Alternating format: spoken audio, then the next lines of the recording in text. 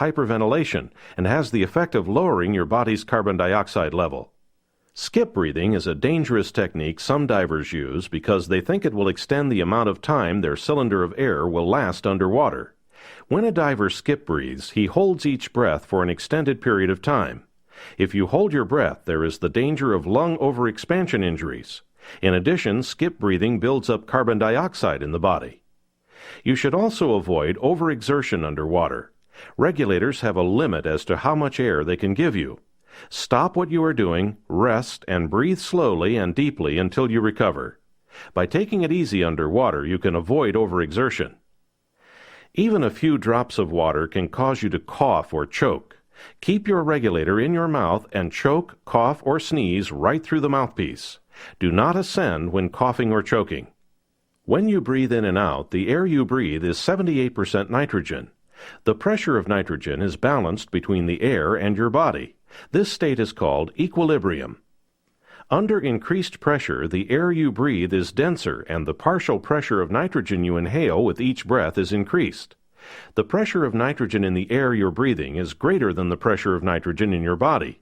Your body ingasses nitrogen until the partial pressure of nitrogen in the air you breathe is equal to the pressure of nitrogen in your body.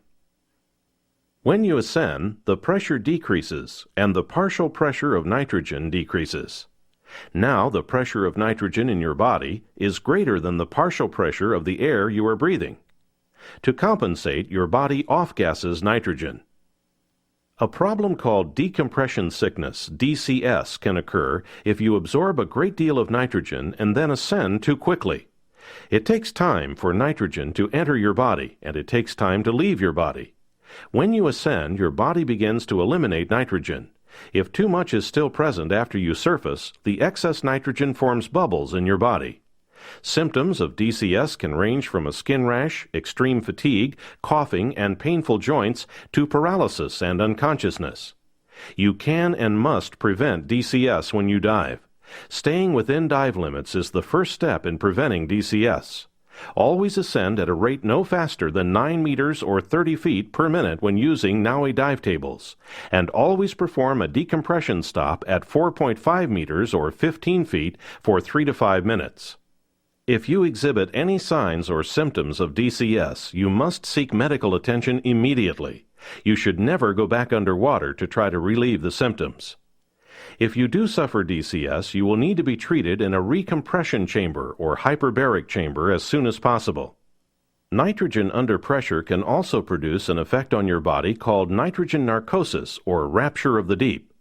At depths approaching 24 meters or 80 feet, nitrogen can be intoxicating, creating the danger that a diver would be unable to function well enough to ensure their safety. The prevention is simple. Recovery is as simple as ascending to a shallower depth where nitrogen has no effect. Oxygen is essential to sustain life, but breathing pure oxygen below 7.5 meters or 25 feet can be deadly. Once carbon monoxide is inhaled, it interferes with the body's ability to carry oxygen to the tissues. Fresh air is helpful, but pure oxygen and immediate medical attention are needed. If the air in your tank has an odor or taste, do not use it. Notify the facility that filled the tank as soon as possible so they can investigate the problem. You can avoid carbon monoxide poisoning by always having your tanks filled at a professional dive facility where the compressor is properly set up and maintained. People who smoke expose themselves to increased levels of carbon monoxide. This is another reason divers shouldn't smoke. When the water temperature is colder than your skin temperature, you should wear some type of insulation while diving. You lose heat underwater because the water conducts heat away from your body rapidly. Each time you take a breath, you breathe in cool, compressed air that you must warm to your body temperature. The air inside your cylinder also warms and cools. Normally, the air in the cylinder has almost all of the water removed from it as it's compressed into the cylinder. This is necessary to prevent corrosion. Because the air you are breathing is so dry, your body must heat and humidify it as you breathe in. This causes dehydration. You must drink plenty of fluids before, between, and after dives. Anything you drink before diving must be non-alcoholic and should not contain caffeine. Cylinders should be kept from extreme heat after they are filled. If a cylinder is subjected to changes in temperature once it's full, the pressure inside can vary by several hundred bar. Chapter 5: Decompression Dive Tables and Dive Computers. As you have just learned, when you ascend and the ambient pressure decreases, the partial pressure of nitrogen also decreases and your body will off-gas nitrogen. The excess nitrogen passes from your body tissues into your blood. The nitrogen then passes from your blood to your lungs where you exhale nitrogen. This process occurs rapidly during the first few minutes after you ascend, but it takes many hours for your body's nitrogen level to return to normal. If you reduce the pressure on your body gradually, like we are doing with this bottle of soda, off-gassing occurs without a problem. However, if the change in pressure is sudden, the soda will bubble over just like the nitrogen in your tissues and can come out of solution and form bubbles in your body. These bubbles can damage tissues and can cause a painful condition known as decompression sickness or the bends. You must control the two factors that affect in- and off-gassing. You do this by controlling your dive time and depth. To do this, you must rely on information provided by dive tables, dive time calculators, and dive computers. You must also consider factors that can increase your chance of suffering DCS in situations where it might not normally occur.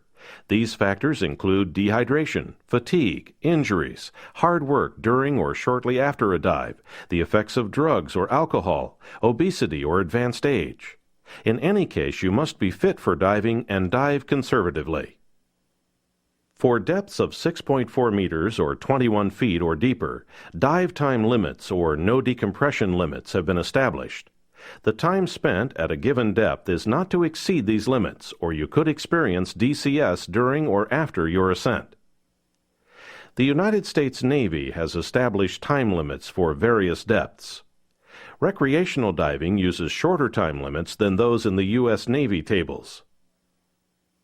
Reduced time limits have been incorporated into the NAUI dive tables and NAUI dive calculators as well as most dive computers.